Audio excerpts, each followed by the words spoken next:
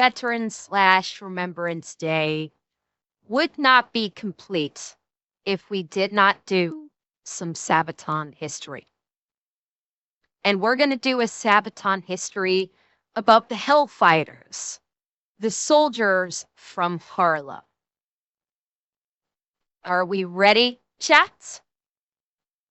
Let's do this. In the Great War, they were deployed for over 6 straight months in the field. This week on Sabaton History, the Harlem Hellfighters. Is Satan going to be involved in this episode? Satan is always involved. Yeah. Oh. From a land across the ocean to the western front where they served, fought with courage and devotion, because that's the sun. As the spring offenses kept churning, where the men would earn their name. See the tides of battles turning, and the foes ignite their flame. Hellfighters. That is what the Germans called them, the men of the U.S. 369th Infantry Regiment based in Harlem. So Harlem Hellfighters is how they are remembered today. And you know what? They served for 191 days under fire, 6 straight months, which was the longest deployment of any American unit during the Great War. But they never lost a foot of ground, nor ever had a man taken prisoner. Now, the unit was... Okay, that is not something every unit during the war could boast. The fact that they did not have a single man taken prisoner in a 6-month field deployment? Holy crap, that is off the chart. That is impressive. Yeah, they never lost ground and they never had anyone taken prisoner in 6 months field deployment. Damn, that's impressive. Originally the 15th Infantry Regiment of the New York National Guard. This was created already before that war, and it was after pressure from people in black communities who wanted to serve in the U.S. National Guard. When the U.S. joined the war and began sending troops to Europe in 1917, the 369th was shipped out December 27th. They arrived in France on New Year's Day 1918 and joined the 185th Infantry Brigade. Their unit was not given combat training, though, but they were instead assigned manual labor duties like digging latrines. And they experienced a great deal of racial harassment from Army officials. Yeah. American Commander John Pershing sort of loaned the 369th to the French 161st Division in April, and it was only after that they would begin to earn their combat honors. The unofficial reason for this loan really was that some white soldiers refused to serve alongside African Americans. In fact, the American Expeditionary Force even released a pamphlet, which I guess I can best describe as incredibly racist, to the whole French army. A pamphlet called Secret Information Concerning Black American Troops, or SICBAT.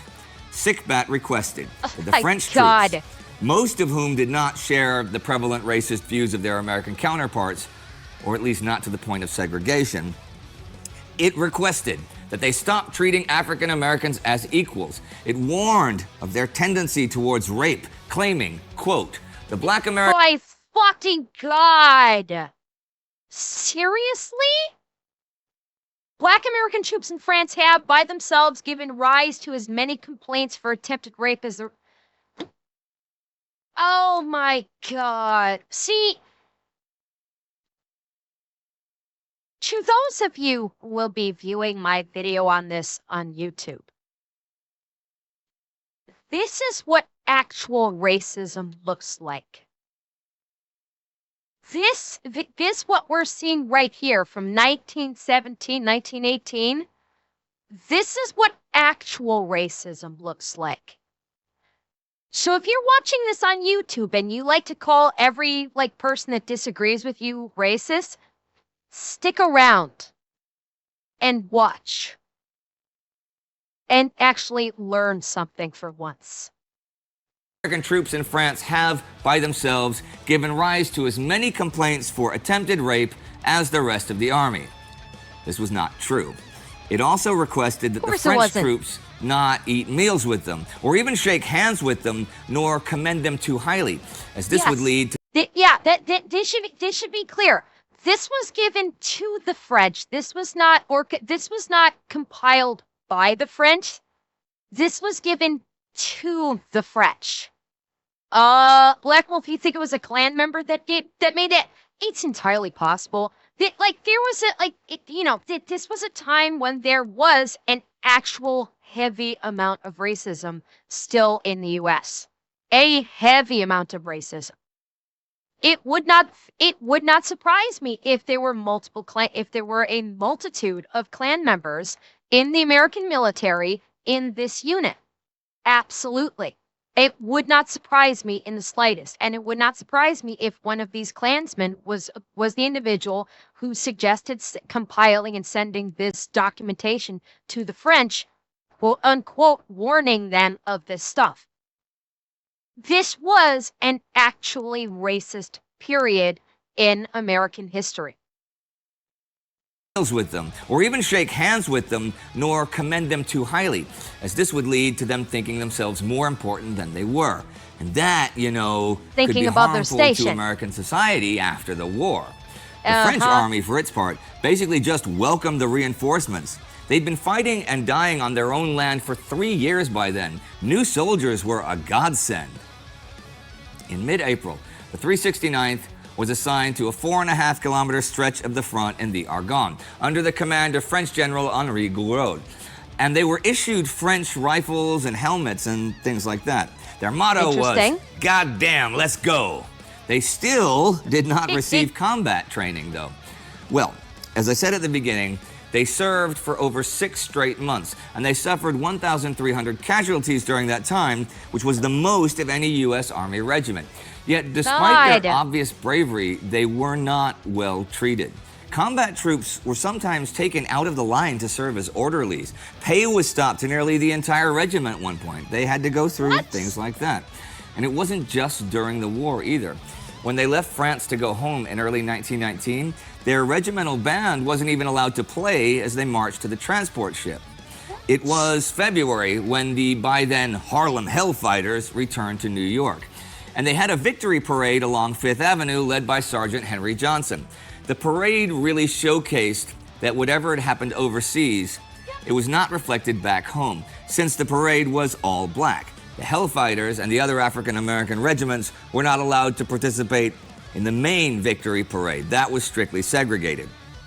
Having said that, they were the first New York unit to return home, and they were placed on the permanent list like other veteran units.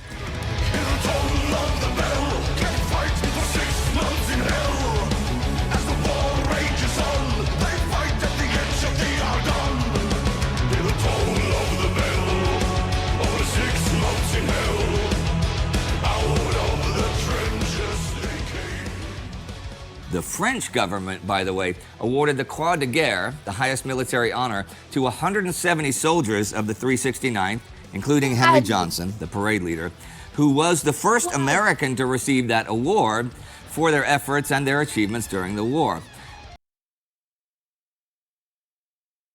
Now that's amazing. That's the first American soldier to receive this high French honor was someone from the Harlem Hellfighters, was an African American, whom the American people themselves were racist against, who were trying to get other people to be racist against. And the French said, fuck that. These men were warriors. They are going to receive our highest honor. They were the first ones. Johnson performed some of the most remarkable feats of this or any other war in May 1918. He was a private at the time. Okay, the night of the 14th, he and another private, Needham Roberts, were on sentry duty. Now, Johnson would later say that he thought it was crazy to send out untrained men as sentries, but a job is a job and an order is an order. Well, the two came under fire from German snipers. They're pinned down in their dugout, so they lined up a box of grenades to be ready just in case the Germans raided them. Just after 2 a.m., Johnson heard wire cutters at the perimeter fence, and he told Roberts to hightail it back and alert the French. Then Johnson threw a grenade, which the Germans answered with grenades and gunfire. Roberts turned back to help Johnson, but was hit by grenade shrapnel and was badly injured. Johnson managed to get him back to the dugout, but now they were outnumbered by 20 or 30 Germans coming from multiple directions. Johnson ran out of grenades, and he even took a few bullets, but he kept on firing his rifle into the darkness until it jammed. He had accidentally put in French ammunition in the American rifle. Well, the Germans were right on top of him after that, so he used his rifle as a club until the stock splintered. Johnson took a blow to the head and he went down. But when the Germans tried to grab Roberts, Johnson got up again and attacked them with his bolo knife, the only weapon he had left. He wounded one German, killed another, took a pistol shot to the arm, and stabbed yet another German who'd climbed on his back. Holy shit. Suddenly, the Germans ran away since they heard the French and Americans arriving on the scene. Holy crap, this man was a badass. He took on how many fucking Germans single fucking handedly? God damn, this man was a fucking war hero. Holy shit! Johnson had reportedly killed 4 Germans and wounded over 24, and he himself sustained 21 wounds. Jesus. You can imagine the praise he received for this, but he said later, "There wasn't anything so fine about it, just fought for my life. A rabbit would have done that." Boom. Straight out of the Warrior Playbook. Every single one of them. Just like Henry Johnson. They didn't think that they did anything special. This man just... Nick, I swear to God, you need to do a story about him. Nick, I don't know if maybe you watched maybe you watched some of my stuff now that, you know, by my wonderful strays brought my cutout to one of the unsubbed shows, and maybe you guys know about me now, but Nick, do a story about Henry Johnson. He fucking deserves it. Killed 4, wounded like a dozen, all on his own. God damn, he needs the fat electrician treatment. Or the tactically acquired treatment. Maybe tactically acquired can do it too. But, or 2 dozen. Yes, 2 dozen. I don't mean to shortchange him. Yes, 2 dozen. Wounded 2 dozen German troops. Like, Nick, or tactically acquired, I don't know what your actual name is. If you watch my stuff, you need to do an episode about Henry Johnson. You need to. He deserves it. He was given the nickname Black Death after this, and post-war he would do lecture tours. On these tours, he was supposed to talk about racial harmony in the trenches, which was a big fat lie. And in some places, he definitely did not do this, talking instead about the abuse and the harassment he and his comrades had to endure. Now, contrary to what multiple sources claim, he did receive disability pay from the U.S. government. But also contrary to multiple sources, when he died in 1929, it was from myocarditis and not alcoholism. But you know what? Wait. People said he died because he was a drunk? What the fuck? But it was 1929. Racism was still at its fucking peak. It's, God damn it. Johnson was not awarded any medals by the U.S. Army or the U.S. government until posthumously long after his death. But hey. So he was awarded posthumously the Medal of Honor.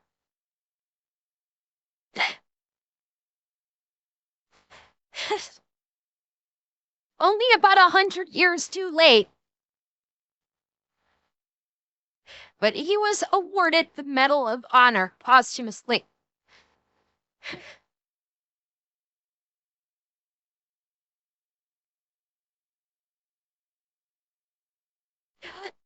Yeah. I hate that it came almost a fucking 100 years later. Damn it. I hate that. He didn't get awarded anything. None of them did. It took a foreign fucking nation to recognize the heroism of these men and to give them the proper military awards that they deserved. Damn it. Yeah, it does. It fucking sucks. But this, unfortunately, is what true racism looked like. Where that the United States government was more than happy to send these men as cannon fodder into a war and not even give them their just due for the heroism they exemplified in combat to defend the fucking country. Yes, that is what true racism looks like. And yes, he was awarded the very much deserved Medal of Honor posthumously. It was almost 100 years later.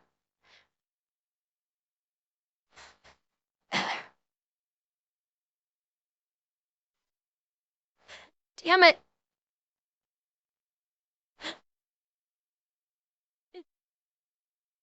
I have seen history. I can still fucking rage about it. I'm very aware of how bad racism was back during the 1910s and the 1920s. I am keenly aware of how horrible it was. Doesn't mean I still can't fucking rage about this.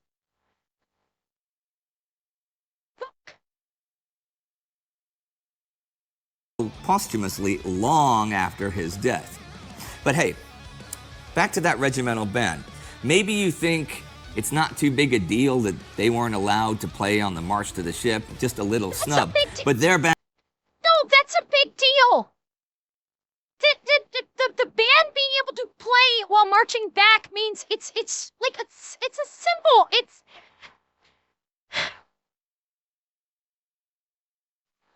Fuck. And was a big deal. Like other regimental bands, they played to boost morale. But unlike other regimental bands, by the end of the war, they were one of the most famous bands in all of Europe. In early 1918, they traveled thousands of kilometers playing for British, French, and American military and French civilian audiences, and introduced early jazz music to Europe, which was a very big deal. Oh, shit! James Reese Europe, the leading figure of New York's African-American music scene during the teens, was their band leader. His story has a tragic end, though. He was stabbed by one of his musicians May 9th, 1919, during an argument in a show's intermission. But since it was only with a little penknife, he and his bandmates thought the wound, even though it was in the neck, was superficial. He told the band to finish the show after the intermission. But the hospital was unable to stop the bleeding, and he died a few hours later. Then he was the first African-American ever to have a public funeral in New York City.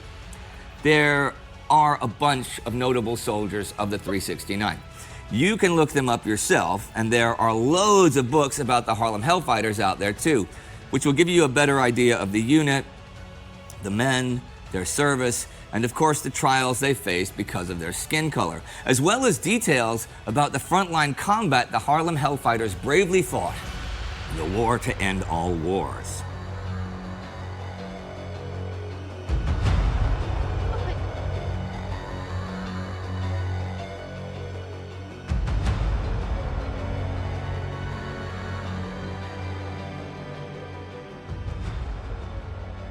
Okay, Joachim, what is this interview about?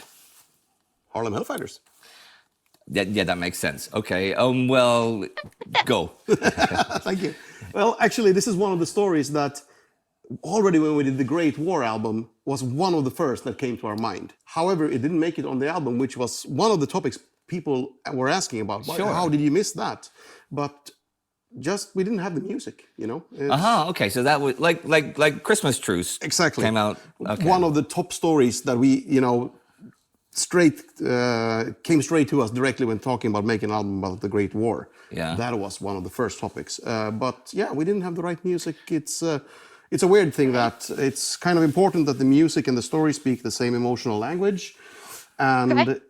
Makes sense. yeah, we tried to squeeze it in onto other songs, you know, but no, it didn't work out. But I'm really happy that we did, because it has a bit more of a punishing vibe to it, the music as well.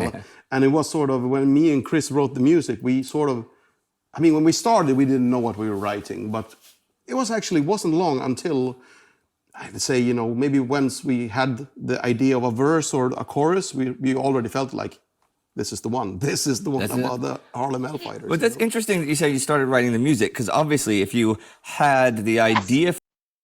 Yeah, Xanax, I appreciate that too. It's like they had the story they wanted to tell, and it didn't make it onto the album because because they couldn't come up with the music to properly honor the Hellfighters. And so they instead of just like pushing something out saying, okay, we just gotta get on the album, they said, no, we have to make sure that the music does justice to their story. And so they waited until they were able to get the right music. And I appreciate and respect that they did it. For this, one might think that you had already maybe written lyrics, but hadn't figured music. Was it all written at the same time, the music and the lyrics together? No, in this case, we sort of figured out what it was as we were writing the music. Okay. In most cases, when writing music, you have an idea of around what it possibly could be, or sometimes, I'm sorry to burst any bubbles here, sometimes you're just playing around trying to come up with a cool-ass riff, you know, or something like that. Or you're writing in a toilet visit on toilet paper. That has happened too. That has happened. Check that episode out. Well, what was the actual first song you wrote for the Great War then? The very first one, music and lyrics. For the Great War, I don't remember, but for the War to End All Wars, it was Christmas Truce. It was Christmas Truce. It was Christmas Truce, because I promised... This is Sabaton. You've heard me play their music before on stream where I played Resistant Bite.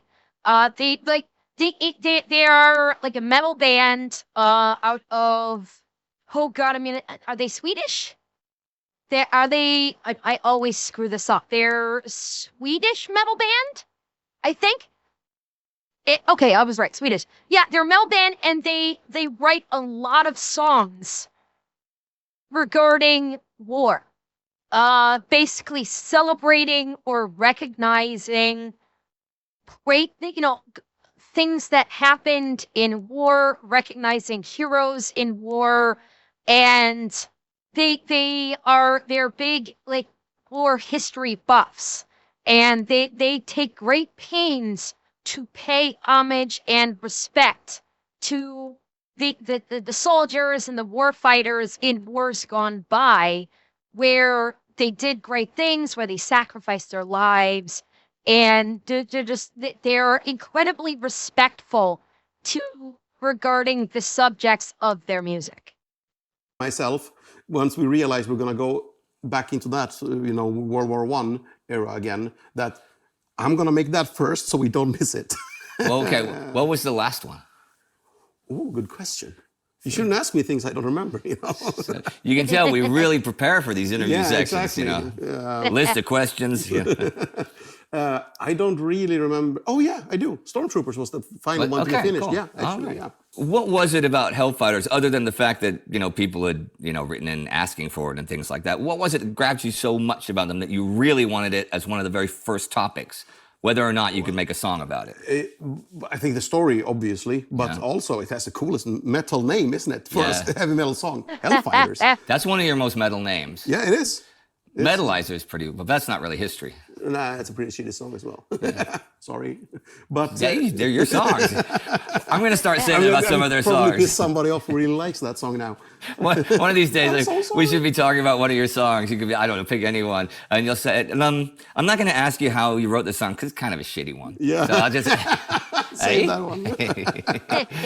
Now, when you were writing the song, you obviously were doing research about the Hellfighters. Were you researching about the individuals, like Henry Johnson, who I just talked about? Yeah, because obviously back in the day, I think in 2010, we had a song about a guy called the White Death, Simo Häyhä. Oh yeah, of course. And then we Simo. read about there was somebody called the Black Death. Yeah. And then sort of that piqued the interest and made it even more interesting in a way. There's got to be some more colored deaths out there that you could do songs about. Pink Death. There's got to be a red. There's going to be a red death somewhere. Yeah. Because blood and stuff. But by the way, before people start getting worried, when he said there's got to be more colored deaths, he was not referring to a person's skin tone, as he was just saying, like a label that someone get, like the pink death or the green death. That's what he was referring to before anybody worries that was something racist, okay? That. I was thinking about the color used usually in a certain kind of politics. Ooh, you guys, we might have a whole Sabaton album theme coming up. It could be called The Colors of Death. And you could do another song about Simo Häyhä, and another song. You could do a whole song about Henry Johnson. I mean, absolutely. I mean, you heard the story I just told. I mean, that's brilliant. And I love, he actually, there was more colorful language than I just used when he said that sending untrained soldiers out on sentry duty was crazy. Yeah, it was a little more emphatic than that. That was what he actually said. It's sending untrained soldiers out on sentry duty was basically giving them a death sentence. That's what they did. You know, going on sentry duty, you need to have training. You need to know what to look for. You need to have combat training. You need to know how to accurately use your weapon. By sending untrained troops out onto sentry duty like that, it is effectively speaking, it is a death sentence. So, like, I mean, can you imagine how much more effective Henry Johnson would have been if he'd had training? If he'd actually been trained in combat, can you imagine how much more effective he would have been in that sentry duty, where he killed 4 and wounded 24 German troops by him fucking self? That was someone that was untrained. Imagine if you got someone that was, if he'd actually received training. But it is crazy. I mean, can you imagine that? Imagine these guys did not have combat training, right? They were first just, digging toilets and things like terrible menial jobs, but somebody has to do it in wartime. But, being African-American soldiers, they got stuck with it with the American army at the time. But they still didn't get combat training when they were with the French, when they were loaned to the French. But they were in combat. I mean, they got combat training on the job, but you would usually prefer that. Ines, to your point, these men did want to be there. That's the thing. The members of the Harlem Hellfighters wanted to be there. They actually were upset that Black people were excluded from serving. That's how the Harlem Hellfighters came to be, is they actually pushed to be included in being able to enlist, because originally, as we heard in the beginning of this video, they were not allowed to enlist. And so the Black community in Harlem would actually push, like, let us enlist, let us defend our homes. So it's actually the exact opposite of what you were saying.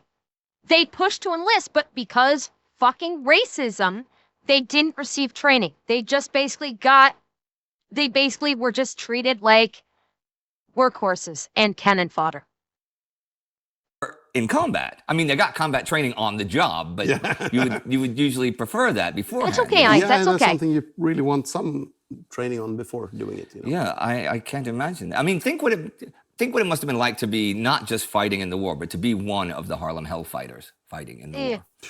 To not be trained, to be doing sentry duty, to still manage to kill 4 Germans and wound like 20 more. Imagine how exhausted you are after that time long of a deployment. Yeah. What did I say, 192 or 193 days? You just heard it 10 minutes ago. I forget exactly how many it was. But that's over 6 straight months. And something I did not mention in the episode, they made up in terms of amount of people. The Harlem Hellfighters were like 1% of the American armed forces there, but they were deployed. It's over 30% of the Total deployment time. Yeah, of the territory Wow. that they. Most sentry duty is basically when you have an encampment. When your unit or your battalion or your division has an encampment, when you have the base, essentially. Sentry duty is basically units that are positioned around the perimeter of this base camp to watch for enemy. And it was primarily like you had sentries during the day too, but primarily as like Ines was saying, it's for at night to bait in case enemy tried to sneak into the encampment at night. So you have these sentries, guards basically, positioned. Yeah, basically, yeah, they were essentially guards at the perimeter of this base camp, and their whole purpose was if the bad guys show up, light them the fuck up.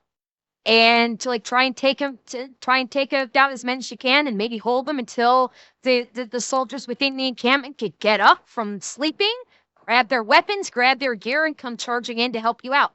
It was essentially like an early warning system / first line of defense for the base. That they would allotted to them. They had a large amount of territory to cover and stuff. I mean, it wasn't particularly doing active. with the French or on yeah, their when they own? were alone with the French. I mean, no, their territory where they were assigned to. Okay. Their assignment and stuff. Somebody would have to look up the exact numbers, which you can do that, and then you can write it in the comments. Homework. So it's nice giving people homework. Yeah. Maybe. Let's see who's first on the comments with that one. Wait, here's a good homework for somebody who really, really wants the gold star, somebody who really wants a special little present from me and Joachim. We'll decide what it is later.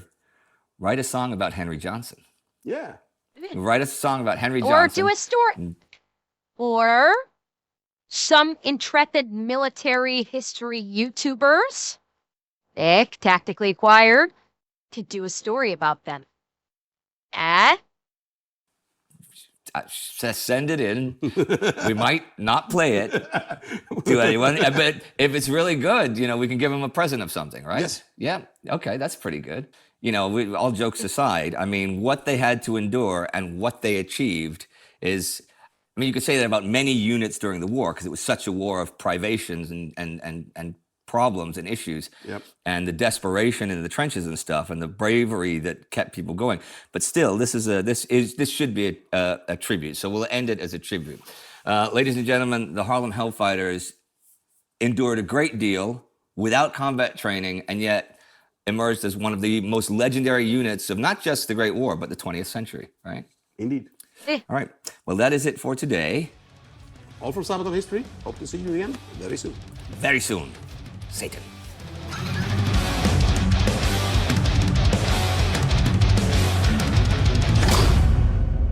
All right, everyone, that's it for this week. So remember to click that bell. It's really important. Click it now. And then, hope to see you again in the near future.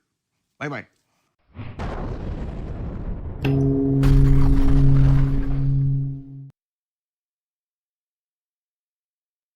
Yeah, these guys